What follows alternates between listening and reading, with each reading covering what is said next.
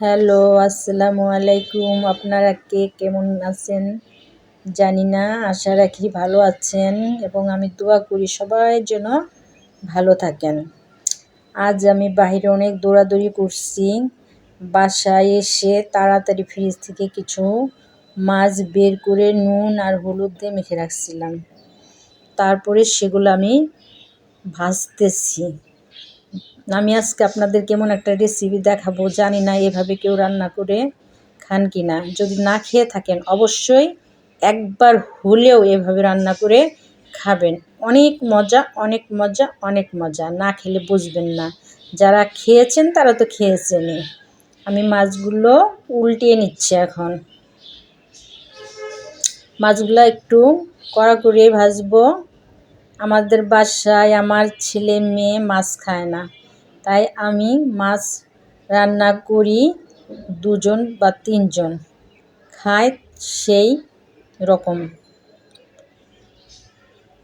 আজকে আমি এই মাছগুলো রান্না করব মেথি দিয়ে। আপনারা মেথি চিনেন কি না আমি জানি না। যদি না চিনেন অবশ্যই মুদি দোকান থেকে মেথি কিনে নিয়ে আসবেন। মেথি খাওয়া এমনিও ভালো। আপনি যদি এক মুঠো মেথি সারা রাত ভিজিয়ে সকালবেলা সে পানি খান তাহলে অনেক উপকার পাবেন। আর একদিন দুদিন খেলেই কিন্তু উপকার পাওয়া যাবে না, 2-3 মাস খেতে হবে। তাহলে ডায়াবেটিস এবং অন্যান্য ব্যথা বিষ যাদের আছে তারা ইনশাল্লাহ একটু না একটু উপকার পাবেন। আমি তেল ঢেলে দিলাম কড়াইতে। তেল ঢেলে দেওয়ার পরে 2টা তেজপাতা দিলাম ছিঁড়ে। এই যে আমি এই মেথিগুলো দিয়ে দিলাম তেলের ভিতরে দেওয়ার পরে যখন এটা সামান্য একটু কালো হবে তখন আমি দিয়ে দেবো কিছু রসুন দেওয়ার পরে এটার ভিতরে আমি দিয়ে দেব 2 মুঠো পেঁয়াজ। 2 মুঠো পেঁয়াজ দেওয়ার পরে আমি এটা খুব সুন্দরভাবে নাড়াচাড়া করব। যতক্ষণ না পর্যন্ত এটা হালকা বাদামি রং না হয়ে আসবে ততক্ষণ পর্যন্ত আমি নাড়াচাড়া করব।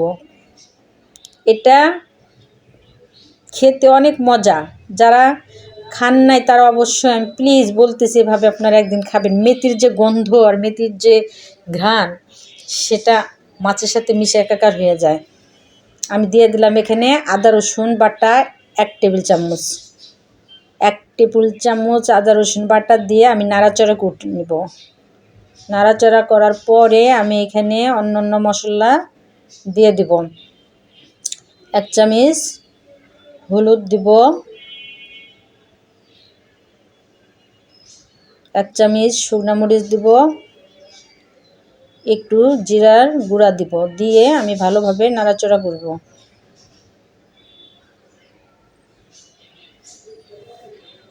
আদা রসুন বাটাটা পুড়ে যে না যায় সেজন্য আমি একটু পানি দিয়ে নিয়েছিলাম। পানি দেওয়ার পরে আমি হলুদের গুঁড়োগুলো দিতেছি, কারণ তেলের ভিতরে হলুদের গুঁড়ো দিলে অনেক সময় পুড়ে যায়। তাই আমি পেঁয়াজ ভাজার সময় আদা রসুন ভাজার সময় একটু পানি দিয়ে নিচ্ছি। এখন এগুলো আমি সুন্দর করে ভাজা করতেছি। নাড়াচাড়া করার পরে আমি এটা এখন একটু ঢেকে দেব।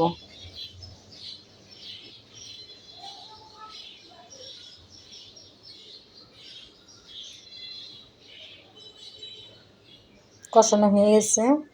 আমি এখন মাছগুলো দিয়ে দিলাম। মাছগুলো দিয়ে দেওয়ার পরে নাড়াচাড়া করব। ভালো করে নাড়াচাড়া করার পরে আবারও পানি দিয়ে দিব।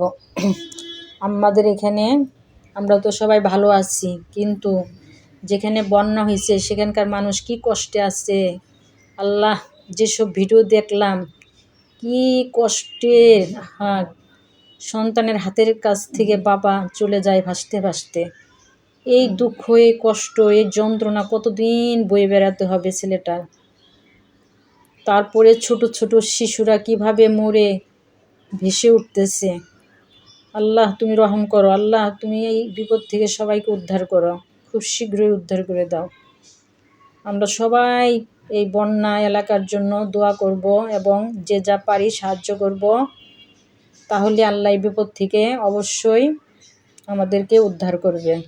একটার পর একটা বাংলাদেশে অশান্তি লেগেই আছে।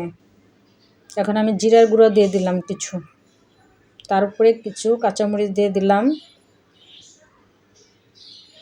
আমি মেথি অনেক পছন্দ করি, আমি মেথি ভর্তা খেতেও পছন্দ করি। মেথি আমার কাছে অনেক ভালো লাগে। জানি না আপনাদের এলাকায় কিভাবে মেথি খায়। আমার তরকারিটা হয়ে গেছে। আমার এই রেসিপিটা যদি আপনাদের ভালো লাগে তাহলে লাইক দিবেন এবং শেয়ার করবেন এবং আমার জন্য দোয়া করবেন।